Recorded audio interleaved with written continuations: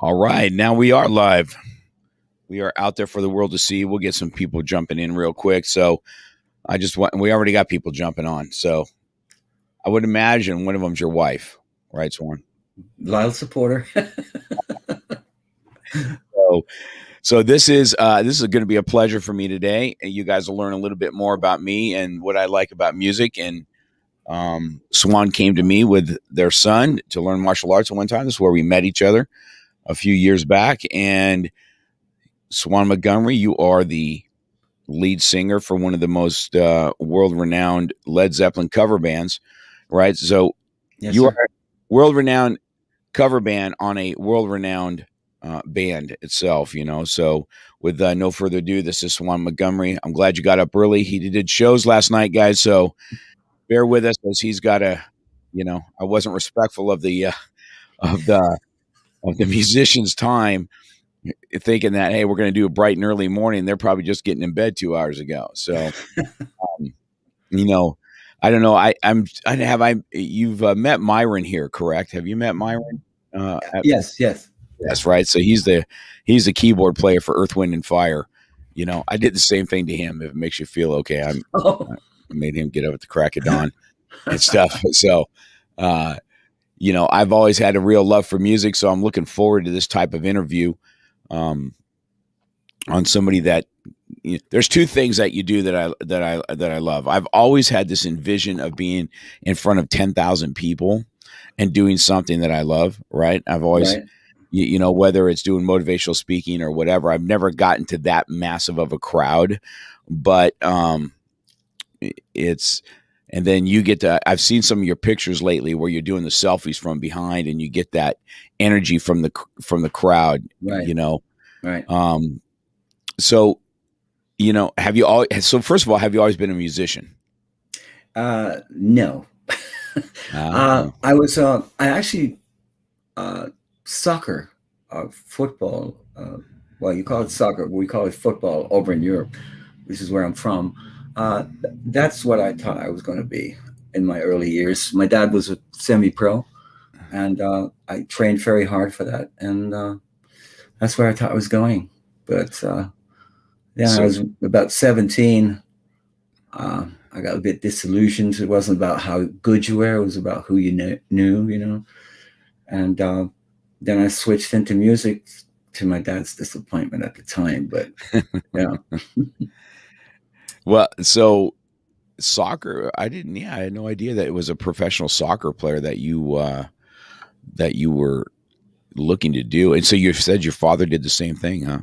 Yeah, he's semi-pro, and he played for Drogheda United, which is my hometown, which is about 30 miles north of Dublin in Ireland.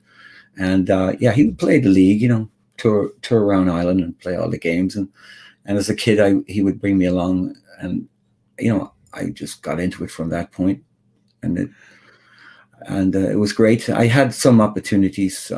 Chelsea FC, which is an English Premier Football club, and then Manchester United were watching me at one time, and unfortunately, it didn't happen. But I was close. I was pretty close. That's awesome. Well, when you see you're on stage, you're obviously a guy that's in some good shape for sure. You know what I mean? When you can play how many hours you play and the energy you put out on stage, it's good. So obviously everybody hears a little bit of an accent. So you were born where exactly? I was born in Ireland. I'm a full-blooded leprechaun, and I've got pointy ears underneath this hair, but I can't show anybody that because something terrible might happen. So when's the last time you've been back home? You know, that's what, I don't know if you know this, but Ireland is a place that I have always wanted to visit. Oh. It's on one of my bucket list. That's one place that I've always learned. The big green lands they have and everything like that is something that I've always wanted to see. 40 shades of green, and you will see it in Ireland. You look, if you're in a hilltop or something, you look across the fields, you'll see all the different shades of green. It's the most beautiful place. And I've traveled the world, believe me. And as a kid, I couldn't wait to get away. You know, we're all adventure. We want to get away, and we don't like where we live and all that. But now I just love the history and the culture and everything about Ireland. So do you get to play? Have you played Led Zeppelin stuff there? Yes, I have. Yeah, I was able to go back quite a few years ago. I'm looking to get back again, and it was great. Like the prodigal son returning home, and all my old mates seeing the band. It was fantastic. Yeah. Yeah, that's good. Yeah, this is a bucket list of mine. I've always wanted to see Ireland, and so here's the big question. I bet you everybody asks you, right? You like Conor McGregor? I do actually. I mean, I wish Connor would just chill out a little bit. That's I wish he'd just do that, but yeah, us Irish, we just get behind each other, how it is. Even the bad well. ones. Listen, he's got, not sure if he's really. There's a side to Connor, because people may not know, but you're a martial artist yourself. You know what I mean? We were chit chatting a little bit. You said you started martial arts back in 1973, correct? Yes, old man here. Yeah, I actually started doing Kempo karate, which was Ed Parker. If you remember that? Yes. So did you get to take from Ed? No, I was doing it in his. My master trained with Ed in, I think it was Florida, if I remember correctly. That's where Mr. Parker, his schools were, if I remember correctly. And he taught me. I did that for quite a few years. I mean, in Ireland, first, what got me into it was, I think, like a lot of martial artists, was seeing Bruce Lee. So, right. Well, yeah, right. We all see Bruce Lee. Yeah. Believe it or not, I'm not sure if I ever told you that. My first experience was not Tong Soo Do. It was actually Ishinru karate. Oh. And I worked, believe it or not, as a young kid in a shoe store. And I was a stock boy and stuff back there. And the manager at that time was a black belt in Ishinru, and he's the one that kind of started me on the journey. And then, I went on to Tong Soo Do, years later. But so as you hear that Kempo, Ishinru, Tong Soo Do, those were kind of the three major things back in the 70s and 80s, as we progressed through. I mean, Taekwondo has always been there, but it was looked more like a Olympic sport for sure back then. Right. But yeah. So that's awesome. So I know that you still train today with your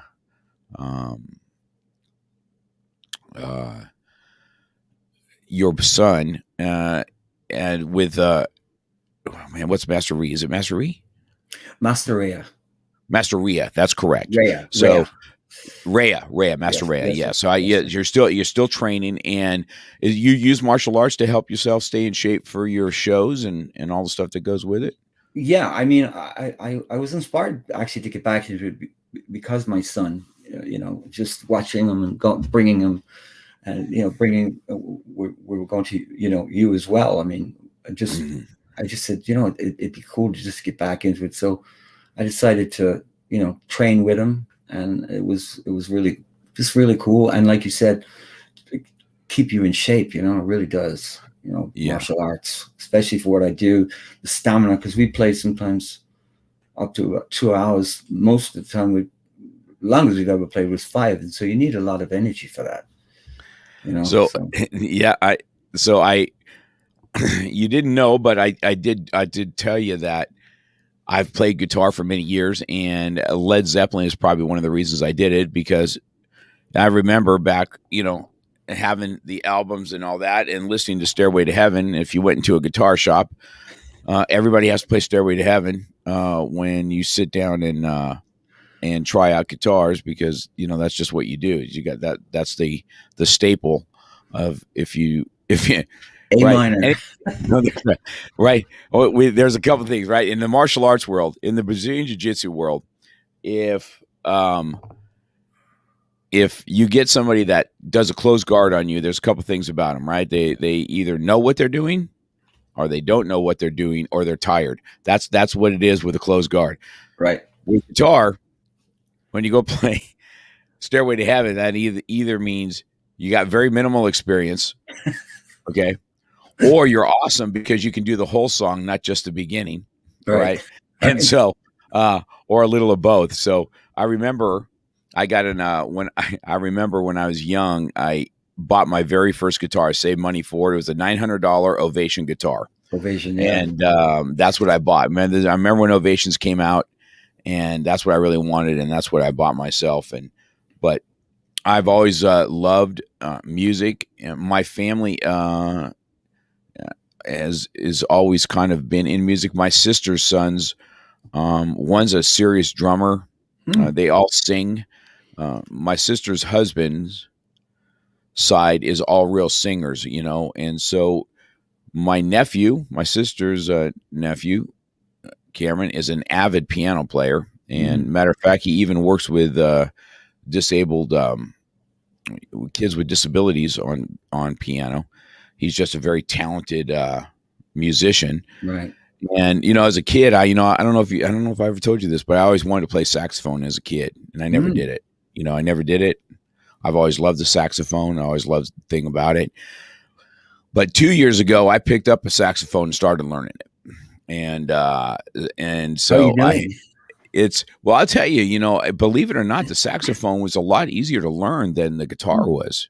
And I have a really good teacher that she's really easily. Something I always struggled with is, what melody and, what notes match a melody, right? So that you can play lead or whatever. Right.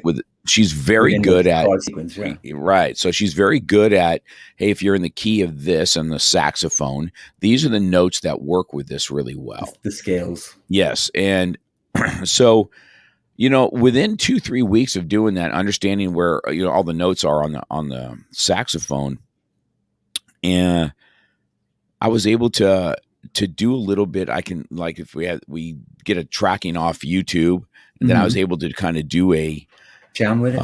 Right. I was able to play along with it, man. I was like shocked. I mean, I was like, wow, this is really fun, which made learning it super fun. And I haven't ever put it out there yet because I just don't feel I'm good enough yet for it. But every time, you see how often I go to Georgia, down there by the Riverwalk, you always have all these musicians. They play trumpet and there's an older guy, older African-American guy that plays just the most awesome saxophone there and the acoustics.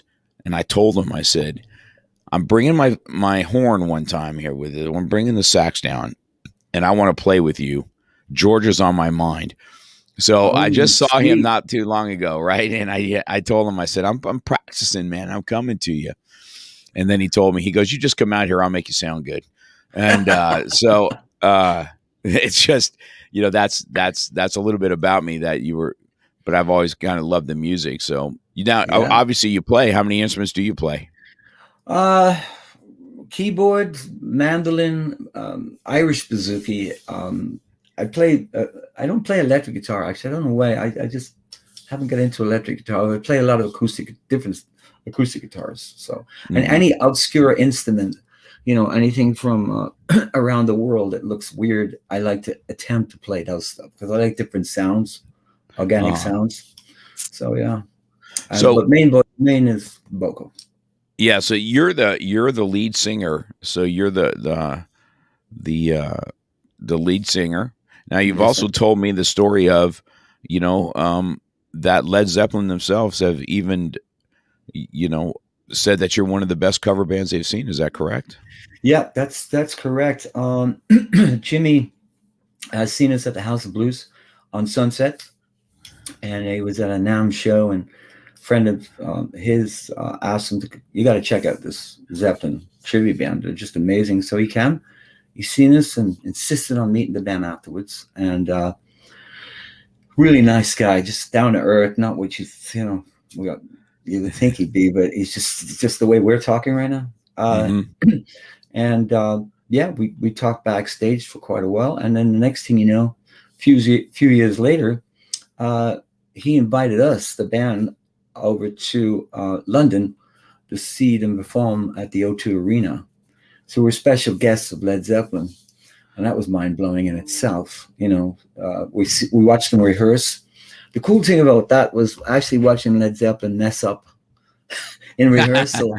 It was because, before that, they're gods. They cannot make a mistake. They're perfection, But then when you see Robert make a mistake and couple of things going on. You went, oh, okay, they're actually normal, like the rest of us. But yeah, no, it was amazing. We were backstage after the show, and we met a lot of really cool people, like some of the hardcore Led Zeppelin people would remember a guy called Ry Harper, who traveled with them on tour a lot. And they actually wrote a song called Hats Off to Ry Harper. So we met him, really cool. Tour manager Richard Cole, who, at the time, it was amazing because they didn't have cell phones back then. They didn't have computers. And how they put the tours together was absolutely, I had a great conversation with Richard about that. And much respect, how you just don't know how they did it, but yeah, I just feel blessed. And Jimmy, has said when he's seen us play that I've seen other tribute bands with what I like about you guys is that you're inside the music, just playing it and trying to look cool playing Led Zeppelin. We reminded him of when they started, when they were young and hungry at the beginning on the first album. And I mean, that's a great compliment to get from the man himself, Right. So. Yes. Getting something from Jimmy Page is quite something, I'm sure. So. Yeah. And I got personally complimented by him, even a few years later. He was talking to somebody he put out there, that was asking about vocalists and stuff. He mentioned that the singer from Led Zepagain, is a pretty damn good singer. I was like, well, okay. So that was cool. Great compliment. So, well, yeah. So is this how you got into full-time music then? Is this what you did? This is what I do now professionally. Yeah. Yeah. So when did you dive in to do it professionally? How long have you been doing that? 78. Yeah. 78. Wow. Started off in Ireland. Picked up the guitar and started learning the folk songs, the Banks of the Ohio and all those early Bob Dylan stuff. And then I did the folk circuit in Ireland. I think I'm the only one that was banned from playing at a place because at the time I was going through that hippie period, but the audience was doing a lot of stuff like this, and they said you can't play here anymore. I said, well, why not? Because you draw the wrong element. I'm like, what you doing? I said, okay, because in Ireland. And then then I joined a well-known band in Ireland called the Gentry, toured Ireland as a backup singer on that, and then decided to head over to London and played with a few bands there. Played at the famous Marquee Club where the Who, Led Zeppelin themselves played. That was fantastic, and did a lot of touring in Scotland, Wales, and England, and got a couple of albums out, getting a lot of acknowledgement in magazines like Metal Hammer and Kerrang, which is very popular magazines over there. Lots of great write-ups and stuff like that. So, and then what happened then was we were touring, and the States was not on my radar whatsoever. I don't know why. I just, so what happened was a manager who was an English manager was over here in LA, and their singer, they were about to sign to Capitol Records, but the singer, I don't know, he had some mental breakdown or something, and they were really looking for a singer to step in quickly. And I got a call, and I was doing very well in Europe at the time. I mean, the album was being successful and everything, but I always liked to challenge. And my manager at the time says, maybe you should go for this. I mean, here you're a big fish in a small pond, but over there you're going to be a small fish in a big pond. So go for it, see what happens. So I went for it, and we were that close to signing with Capitol Records, but unfortunately that didn't work out. So I ended up making a decision: should I go back to, back to Europe, or stay? So I decided to stay, and I was a sound engineer, so I was able to network and get to know a lot of people. So I joined some bands, at the end of the big hair day there on Sunset Strip at 89. And then I was asked to join Led Zeppelin around 91. And to be honest, the tribute bands had never been heard of at that time. So I was asked, and I said, well, tribute band to what? Led Zeppelin. Well, Led Zeppelin. And I said, oh, okay, let me have a shot at this. And then that opened up, and the rest is history there. I've been doing that now for nearly 33 years. So, 33 years with that. Wow. So I think we're the longest tribute band in the world, together, and one of the first in the States. There was only 2 other tribute bands. It was a tribute to Van Halen, the Atomic Punks, and a tribute to the Doors, which was Wild Child, and Led Zeppelin. No other tribute bands existed in the States at the time. Now it's gone nuts. We've got tribute to the Partridge Family. We've got tribute to the Monkees. You name it, we have a tribute to it right now. So yeah. That's great. So your wife is chiming in right now. Well, actually, she's chiming in about my keto is what she's doing. Let's talk about that. Let's talk about how many kids you got, your wife. Yeah, I got a beautiful wife. Her name is Elena Montgomery, and 2 wonderful kids, Johannes and Sotira. And I feel very blessed. And 2 little doggies, Sunday and Friday.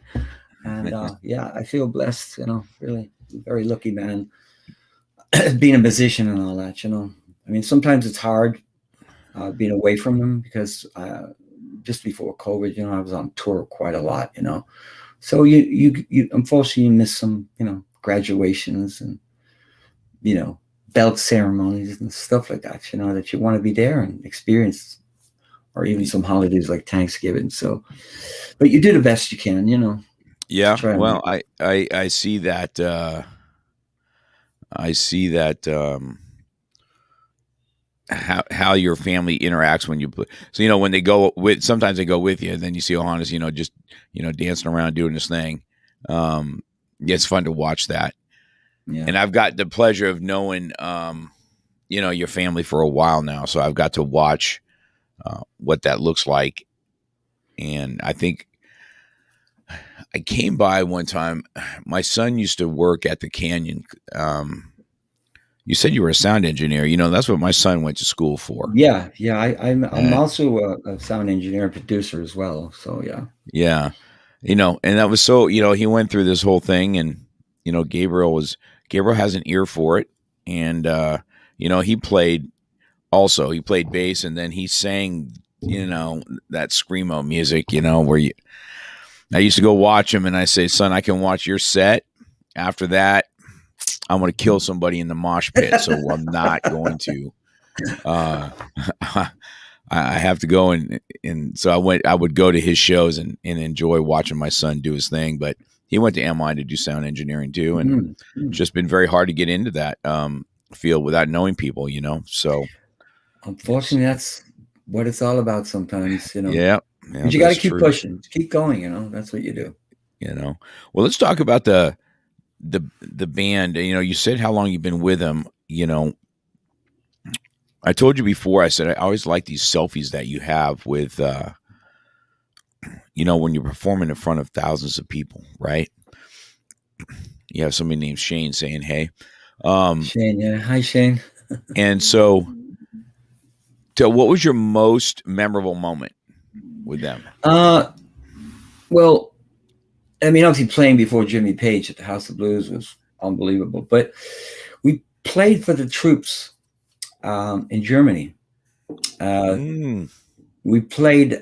We actually opened up. First time we've ever opened up.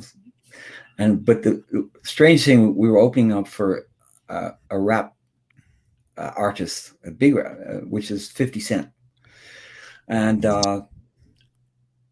it was about 11,000 troops, and it was mind blowing. And just meeting the troops afterwards and coming up and getting very emotional and missing our families and being so grateful that you came over here, and same happened when we went to Bosnia and also Kosovo. We went there to play for the troops as well. So just the emotion, so emotional. The troops were all in a line, just wanting to meet, the four of us, and sign autographs, and they're just so grateful. And then you're looking at them and say, no, we're so grateful for what you're doing out here, and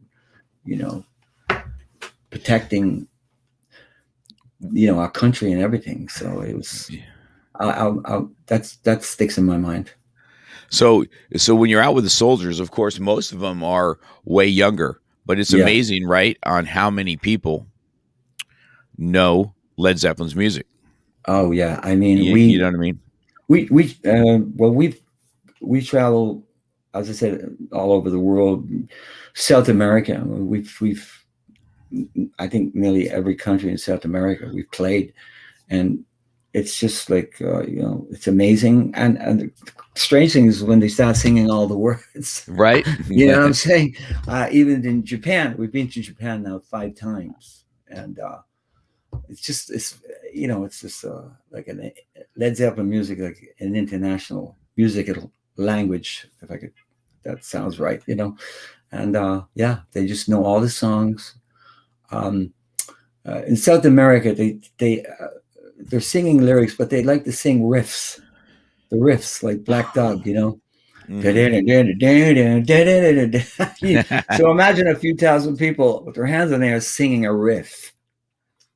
Yeah, that's mind blowing. I just think that's awesome. The energy that has to come off. When I'm in my when I'm on the mat, and kind of in that element, but it's weird is afterwards I'm kind of an introvert guy. I mean, you've been around me enough times, I don't talk a lot and stuff like that, but in my element, I really enjoy that moment. And I think when I watch you sing, I think you're the same type. I mean, when you're in it, man, you're in it. Oh yeah. And there's nothing like it. It's a rush. A rush. It's fun it's been fun to watch you do that. And for sure coming to I think I came down to one of your shows at the Canyon one time and caught it. I wasn't able to pop backstage and stuff because I think my son actually worked one of them, to be honest with you. That's how I came back there. And I didn't know that. Yeah. I didn't know you. Yeah. Yeah. Yeah. Okay. So it was, I got to see you do your thing. So it was, that's always been fun for sure. And so you're, like you said here now, well, let's talk about, what did COVID do for you for that year? Because I saw that you guys, in the midst of COVID and stuff, I think you guys moved, right? You moved from one location to another. We were in Chatsworth and we moved to Simi Valley. We bought a house in Simi Valley and never buy property during COVID. that was pretty tough. But as far as the entertainment side of it, we were on a cruise at the time with the Royal Caribbean, and we were starting to hear things on board, and a lot of stuff was going on. Are we going to be able to dock even? So it was quite scary. Nobody knew really what it was, and so we were more than relieved when we finally docked. At Newark, and just to get on a plane and get home. But then it sort of all blew up, and we all found out what this was. And then I think the first thing to go was the entertainment business. I mean, that's where everybody's together, right, as an audience, and it just shut down. It was just there. It was, and next thing it wasn't. It was. We were all gutted, because we're so used to, traveling and that energy and performing, and all of a sudden, nothing. Yeah. It was really it was tough. Hard to take for a minute. Yeah, that was a tough year for all of us. I having to jump on a Zoom class and do all that stuff. But if I kind of remember you guys doing some home stuff, didn't you? Didn't you do some musically? Yes. Didn't you guys do anything from your Yeah, home? Did you go live? what happened, as you know, we're all finding out, like you were too, how to reach people and find out these platforms in different ways, like StreamYard and all these different things which we're on now. But yeah, so streaming came about big time, and learning how to put a band and get cameras and all of that. It was a new experience. Definitely felt very different, as I was sure with teaching the pupils. You're not there, with them. So you're, in our case, we're actually trying to perform to a full room of people with nobody actually there. So, Right. Right. Now it, that's hard. Now listen, it was the same way when we had to teach in front of a camera. yeah, And so we tried several things, right? I would teach a class that you can take that class. And so I had to be real animated and, you know, so that you'd want to follow along if you're going to follow it. And then, of course, when we went Zoom live, that's a whole other thing because, you see everybody, but, you got Johnny goofing around over here and you're trying to get on his case. And then you got somebody else and you're getting distractions from home and mom and dad are yelling at yeah, you to do something. And so it was just, we had some awesome folks that just stuck with us the whole time. And I'm sure you had the same type of fans that when it came time to jump on, it was because I remember because I jumped on some type of show, for sure. yeah, yeah. We did I think 3 or 4 of those streaming shows, and I did a streaming show with I have another band, which is a tribute to Robert Plant's solo music. So we did one broadcast for that, and that was quite successful. Yeah. Hmm. Well, so right now, are you local right now? Where's your next shows coming from? Well, we've just played a handful of shows. This weekend we had 2. The weekend before we had 5 shows. Started on a Wednesday and finished on a Sunday. So it was good to be, good to be back in that saddle again. The next show we have coming up local is Santa Fe Springs Swap Meet, and it's going to be about 2,000 people at that show. And so that's the next one coming up this Saturday. That's coming up. That's Yeah. coming this Saturday. Yes, sir. Yeah, so you're back at it. So in some of our notes that you sent me too, you have something about Plant Nation. Why don't you talk about what that is? Well, yeah, I mean, I've been in Led Zepagain for, as I said earlier, about 33 years, and some of my other band members, they giant other tribute bands. I mean, Zepp again being their main, but they like to, test the waters and other things. And I said, well, it's about time I did it because they've been doing it for quite a while. And although I focus a lot on original music, I write, compose. I have albums. I just released an album this year, but I decided to put. Nobody's ever done it, so I decided to put a tribute to Robert Plant, the solo music, which is 11 albums, and fantastic body of work. And I was blessed. I was able to go out and find musicians because most of the people that Plant used in the 11 years of his albums were a lot of session guys. So the playing had to be of a very high standard. I mean, everybody. So I was blessed. I found these 4 guys and we got it together. They loved they loved Plant's music. And so same with that too, with COVID, that was starting to hit at the beginning of 2020. And we were playing the Grove, big audience, new band. It was great. The energy was there. And then that killed that. So the band started just before COVID, but didn't get back to just quite recently. So, Oh, wow. yeah, we played a show actually. It was one of the shows I played this weekend at San Manuel Casino. So, yeah, so it's out there. I'm trying to, get it known, and people are curious about it. And so we'll see how that goes. Yeah, that's great. That's great. That's I mean, how's the experience different from playing your Led Zeppelin then? What's the difference in that? Well, the difference is the audience. because with Uh, Zepagain, it's almost, it doesn't want to sound arrogant, but you sort of know there's an audience going to be there. You're going to go out and you're going to perform. Plant Nation, you're building it up, so you have to put the ego aside and all that, and just sort of like just almost like starting again. And I see. I you see. just got to get into that, and push through it and believe in it. And that's the big difference right there. And of course, the music's very different. It's not in your face like Zeppelin music. We do things like a couple of hits that Plant covered was "Sea of Love," one of those early hits.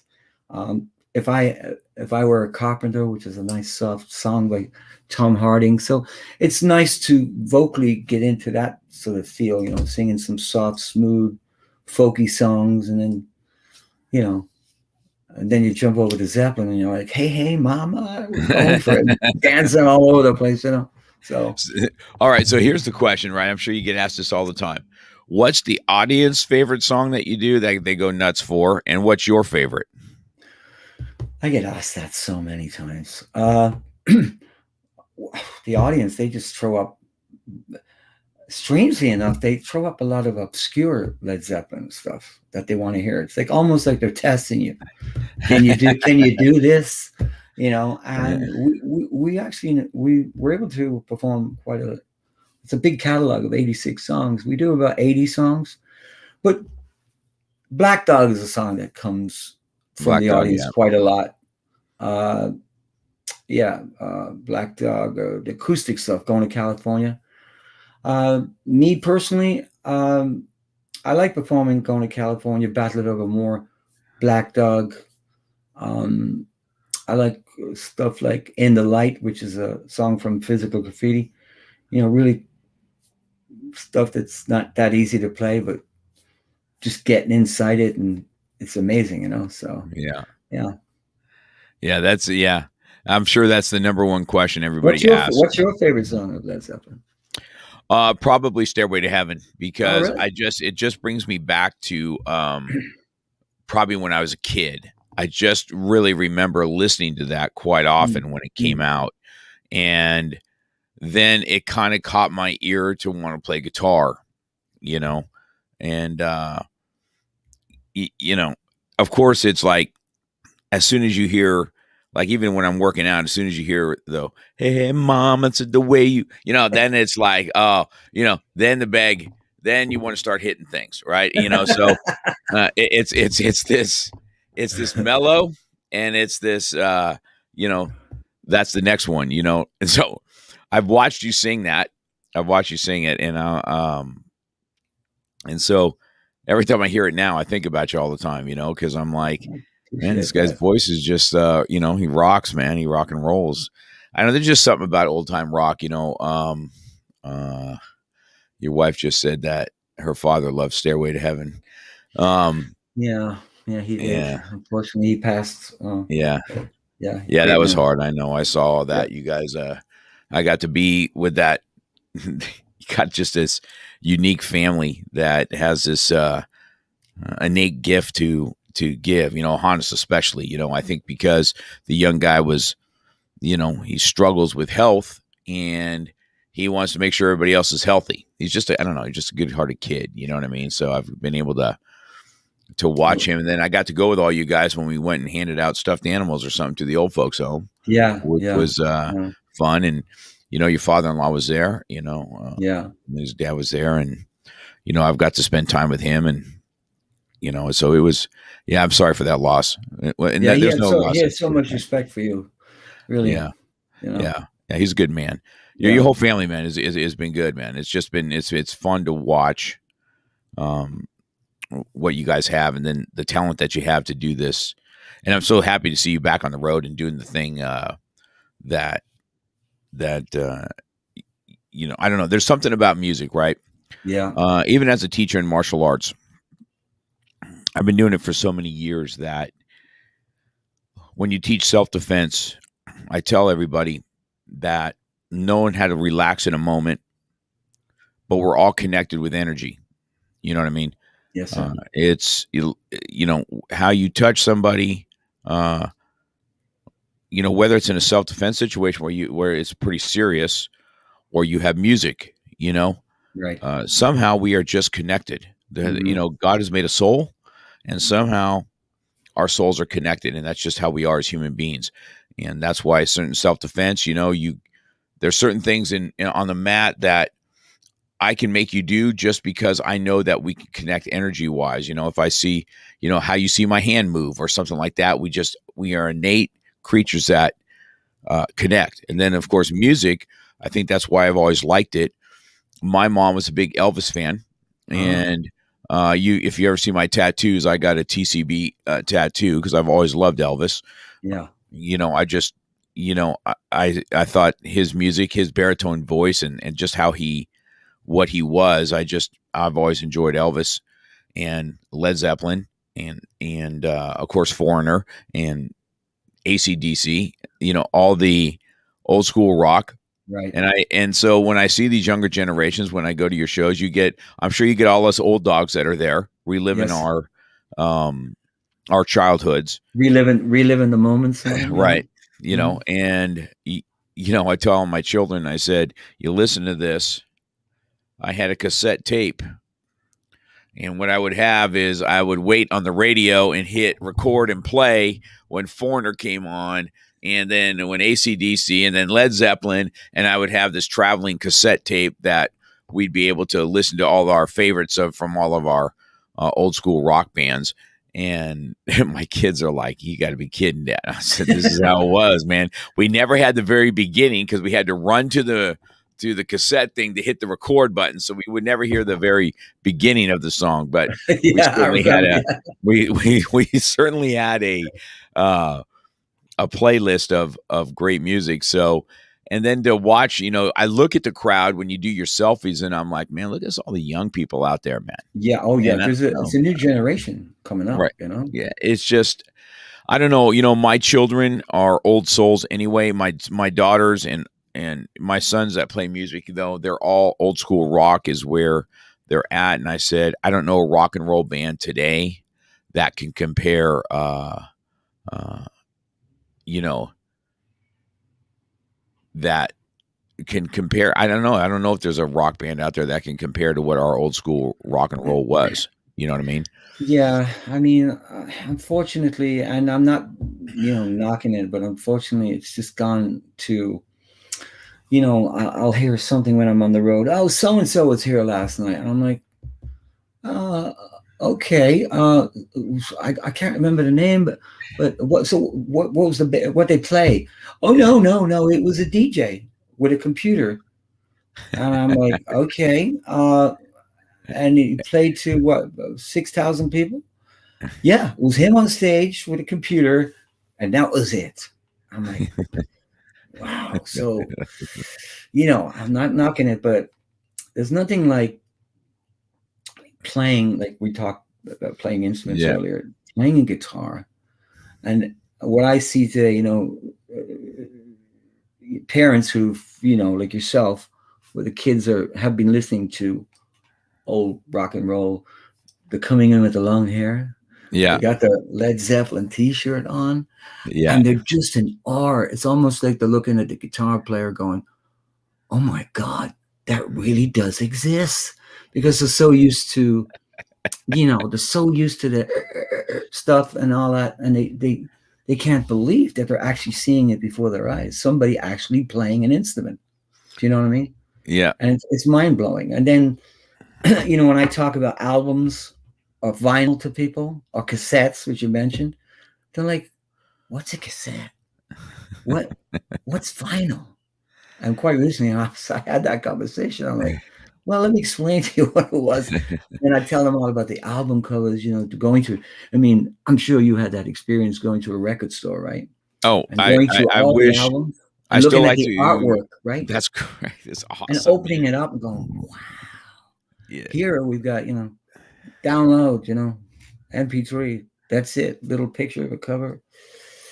I They told them, I don't know said, what we experienced. You know what I yeah, mean? I told my children also, I said, we go to the warehouse, and that was going. Right now, we can go to Amoeba, and you can get old albums, and it's funny. My son just came to me last night, and he goes, "Dad, check out this new vinyl I got." This is Daniel, who plays guitar. One of my other sons who's been playing guitar, and he goes, "Check out this album," and he took it out and all the color and everything on the vinyl. I'm saying. Yeah.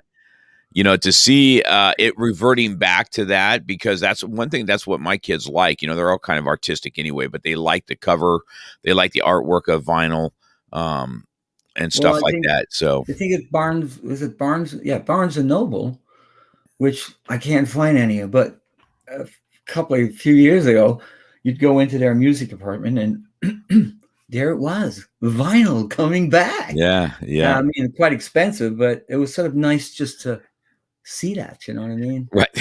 But now Barnes and Noble, I think hardly exists. So like, okay, it's gone again. It's right. There's one in Westlake, and that's it. But I don't even know if they have a music part in that Barnes and Noble in Westlake. I'd have to relook at that next time we go, because Kat and I go quite often there to go see the movies over at Sinopolis over there. But I'll take a look at that. But yeah. I just think that it's funny how I got rid of albums so many years ago, and I find myself buying them back now, and I'm like, I ain't getting rid of those again. And I told my children too, I said, I'm not getting rid of DVDs, because if the world shuts down and you don't get to stream anything, I'm going to have DVDs that we're going to be able to watch. Okay. You know, so that's been, and I don't know, you know, as well as I do. I mean, I used to love Boston's album, More Than a Feeling. You know, and their artwork on that was fantastic, right? The upside down guitar that looked like a spaceship or whatever it was. And I loved that.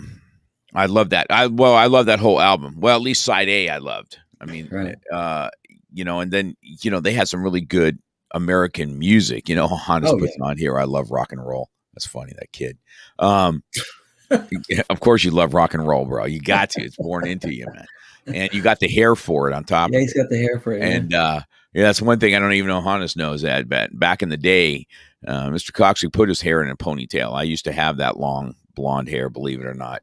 Earrings hanging out of my left ear and all kinds of crazy stuff. I'm definitely learning more about you right now. Yeah. So, but it's the album thing is great. So, well, let's talk about your original music here real quick. You know, how long you've been writing music, and let's talk about your original stuff now, because you've putting some stuff out lately.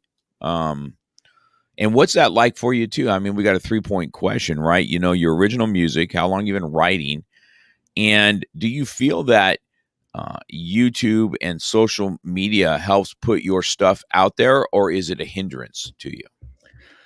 No, I think it's great, because when you're, you know, a good few years ago, when you write your own stuff and your original music, and you're walking into A&R people with your cassette, as we mentioned earlier on, and they listen to it and, no, not good enough, go back, maybe another few years and all of this stuff. And so they were the gatekeepers, the A&R people or record companies. And that's what you were going for, record companies. But now with social media, technology, and the way everything's come about, yes, it's been a big asset to people like myself who write and produce their own original music. YouTube's amazing. We talked about streaming live earlier on. And just to be able to, you know, in my case, to be actually start from the very beginning, like compose the music, put it all together, design the album cover myself, put it all together, and then upload it and get it out to all the iTunes and the Spotify's and all that. You know, it's a big change. It's almost like the musician has got the power again, you know, whereas before we were depending on those gatekeepers. We couldn't get in. But no, I've performed as Robert Plant for, like I said earlier on, quite a long time. But there's nothing like sitting down and composing your own music. And I'm into a field called world music. It's along the lines, I suppose, of Peter Gabriel. You know, that sort of eclectic sort of vibe. So I've got an album called Oham. It's out there on Spotify, just Swan Montgomery. And then I just released, I went back to my roots. We were talking about Ireland earlier on. And I decided to take all these old Irish songs that you would hear in St. Patrick's Day and stuff like that, and do my own sort of eclectic version. So I released an album earlier this year called Back to My Roots, and it's all the Danny Boys and all that. But I've definitely taken it and gone left with it, because I never like to copy something from somebody else, as far as, old Irish songs, because there's a ton of Irish singer-songwriters out there singing the same song the same way. So it's a sort of a contemporary Irish album, and that's available on Spotify and iTunes as well, Back to My Roots. And then I also compose original scores. There was a movie, again, just before COVID, Bridge to Somewhere. I scored the whole movie soundtrack, and I've done a couple of other ones as well. So there's nothing like sitting down and just getting inside. I'm actually in my studio right now and just starting from nothing and building this arrangement of whatever that is, and then coming up with the vocal melody and then the lyrics. And it's just, and it's meditational as well. It's got, just takes you somewhere else, you're in that Zen mode, you know what I mean? And it's like yourself, when you're doing martial arts, you're just inside it. It's the same here with music, Yeah, for sure. And, and music is just something, it's been a part of me for a long time. I've always loved it. I've always loved watching people that are talented in it. I don't know. There's just something about it. It's healing. It's very healing in many ways. I mean, it just, when you're sad, people go to listen to music, and it takes you to a place it can help you get out of, or happy. It's just, it's universal, universal. Yeah, for sure. I think that's definitely, something that, I don't know. I guess what I'm trying to say, it's soothing for the soul. Whether you want to be uplifted, whether you need encouragement or whatever it is, it's just what it is. I heard you say that you play a little bit of the mandolin. Is that something Irish music has in it? Is a mandolin sound? Yeah, I've also played with a few Irish bands, and sort of the format is mandolin is there, but it's not mostly. You'd have a banjo, tin whistle, and the Irish baron, which is a drum where you play with a stick shaped like a bone, and you're playing it like this, and and of course acoustic guitar, and then vocals. That's the sort of of course violin. Violin's a big instrument in the Irish music, but that's the sort of format instrumentally wise, for Irish music. So, because it reminds me of kind of the same as what bluegrass is, the same type of instruments in there. Yeah, I mean, we're talking scales and everything. There's a lot of similarities. There's a lot of similarities. Irish music with different cultures, like even Turkish music. If you listen to all these different cultures, they're all playing this similar type of instrument, acoustic instruments, which 6 strings and 8 strings. They sound something like a mandolin, maybe, but they fuse together. So there's a lot of similarities and a lot of different, Celtic music and anything from, as I said, Turkey or places like that. Mm-hmm. Mm-hmm. Yeah, that's awesome. It's. I would imagine that this is why you have someone here saying that they love when you sing your Irish songs. To be sure, no. Of course, singing this, I wouldn't like to be asked to sing an Irish song this early in the morning. Singers are no good early in the morning.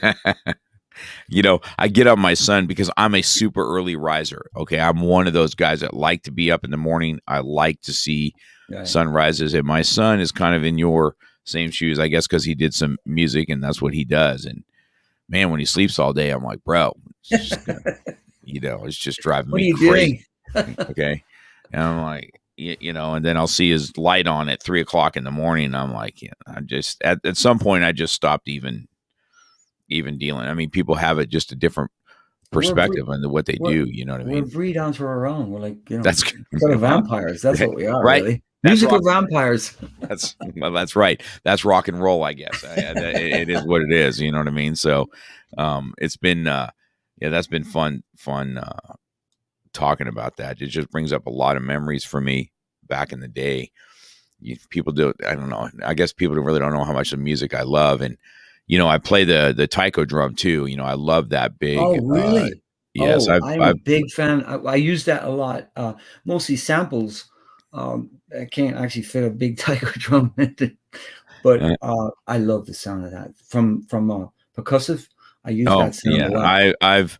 I suck. I looked for an instructor and we found him. His name's Walt. He's now moved back to Japan, but Mm. I've got to play on stage taiko drum. Wow.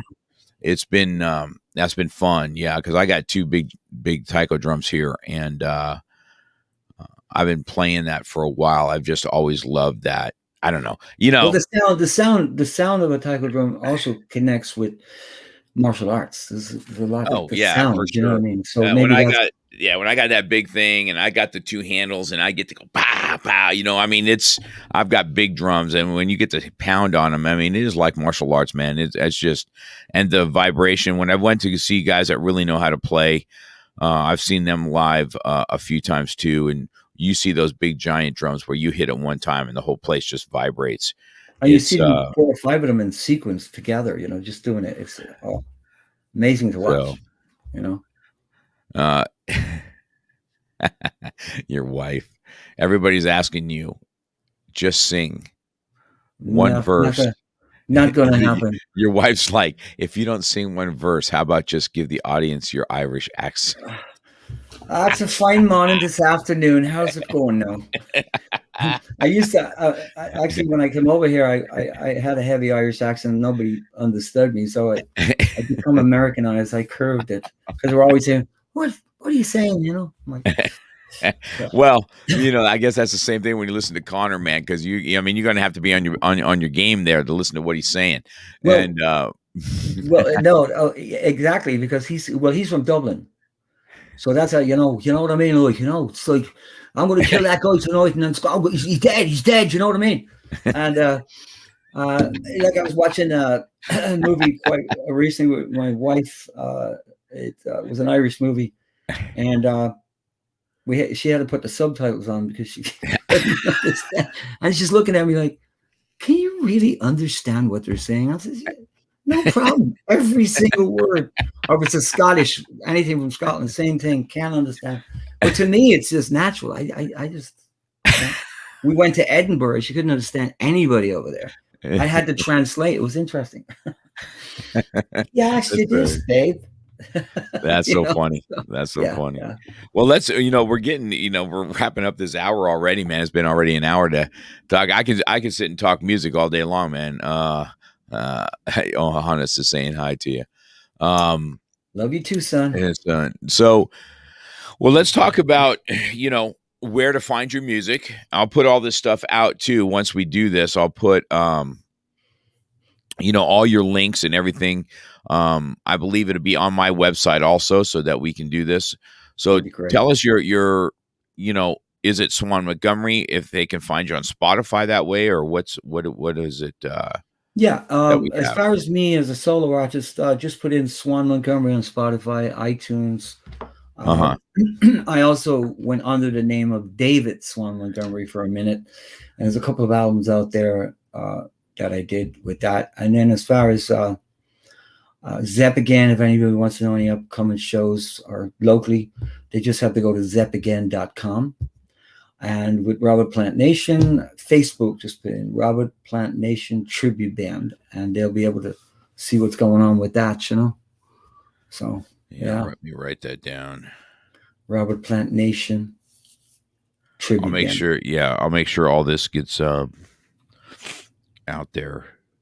I really appreciate it, sir. Yeah, it was, this was fun. This has been fun to talk music. I like the same thing with Myron. Music and martial arts go hand in hand. Yes, your wife just put out that you guys are going to be in Santa Clarita in 2 weeks. 2 weeks, yeah. You the know, Canyon Club up there, yeah. Yeah, maybe I'll come and watch that show. I'll Well, any show you pop ever out feel there. you want to come, you just let me know, and Yeah, we'll take care of you. yeah. I think maybe I'll do that. Yeah, no, That'd be I'd fun. love you to be there. Knowing now how much you're really into music and Yeah. Led Zeppelin, I gotta. Yeah. Well, I've get always it. kind of been. I sent you that, right? We're going to do this little T-shirt, this little Led Zeppelin tribute shirt that my son made for that says, that has that certain writing to it. You know the famous shirt everybody wears for Yeah.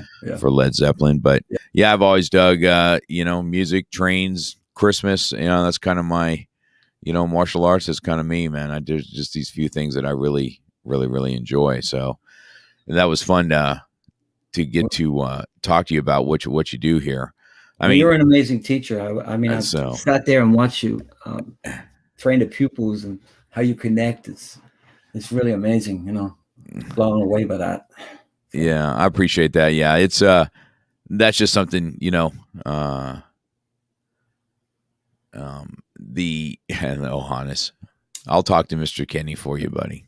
The family just keeps jumping up here. I think that just connecting to people, whether it's music or whether it was martial arts, it's just one of those things that I like, and I really appreciated you being able to come on here and share your talents. And if nobody's ever seen you, I would definitely, I'll put this out on my platform also, but to go to the Canyon Club where they can see you, or I think you said you'll be in Santa Fe. Is Santa Fe outdoor? Saturday, yeah. It's an outdoor concert. Yeah. Yeah. Nice area. You can go shopping during the breaks and all that stuff. Yeah. So, and that's not too far either. I mean, where in Santa Fe is that? Is it an old drive-in out there? Is that an old? Exactly. That's exactly where it is. I miss those too. I wish we had those again. I would give it. Yeah, it's funny how you start to revert. COVID comes and everybody's like, maybe we should go back to drive. Can you imagine how awesome drive-ins would be now, El, with Bluetooth? What it would sound like in your car? It'd be amazing. It'd be awesome. Right? Someone needs to start that. I'd give anything to go back to a drive-in theater again. You know what I mean? Our children just didn't get to have what we had, man. It's just unbelievable. No. So, all right, Swan. Well, I'm going to let you cut out so you can get some sleep. I know you played shows last night. I was getting your text messages late last night. Hey, we just got off, and driving back home and working on getting on here early in the morning for us. So I wanted to say thank you for popping on here. It's been a pleasure, I think everybody. Been a pleasure. Yeah, I will make sure you guys, my @Real Talk will be having this live. My Facebook will have it. I'll have it also out on my YouTube channel. I'll make sure that I get links. So everybody that, like you said, a lot of your people are probably in bed right now. So yeah, I told people and they were like, what? It's okay. That's so funny. That's why I asked you for the link. Right. I'll make sure we see it later. And I'm like, I think we can. I'll make sure the link gets to you, and then the audio portion will be on my radio podcast also. So you have the audio version of this and the video version. I'll make sure everything gets out to you today. Thank you, sir. It takes a little while for it to kind of sync. When we get done here, I'll go on and edit it out and make sure that we get this thing ready for the audio, and you'll have both before end of day. All right. By the time you wake up from your nap, it'll probably be done. So, all right. It's been a pleasure. Thank you so much. All right. Thank you so much, Swan. All right. I hope you guys all have a good day. Bye-bye. Thank you, sir. Bye-bye.